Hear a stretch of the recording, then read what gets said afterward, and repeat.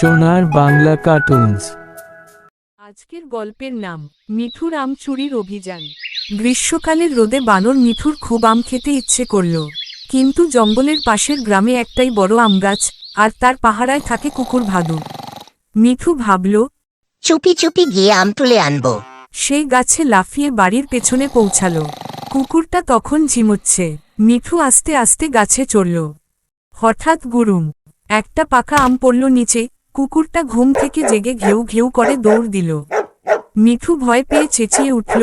বাঁচাও বাঁচাও। ঠিক তখনই এক বুড়ো দাদু এসে কুকুরকে থামালো। মিঠুকে বলল, তুই চুরি করছিস কেন রে? আম খেতে চাইলে বলতি না? মিঠু লজ্জা পেয়ে মাথা নিচু করল। দাদু হাসলেন। চুরি নয়, চেয়ে নে, বললি তো দুটো আম দিতাম। মিঠু বলল। আমি ভুল করেছি, আর কখনো চুরি করব না। তারপর দাদু তাকে দুটো পাকা আম দিলেন আর বললেন, সততা সবচেয়ে বড় গুণ। মিঠু খুশি হয়ে জঙ্গলে ফিরল। এবার সে ঠিক করল, কিছু চাইলে সে বলেই নেবে। শিক্ষা, চুরি নয়, চেয়ে নেওয়াই ভালো। সত্যি কথা বললে সবার মন জয় করা যায়।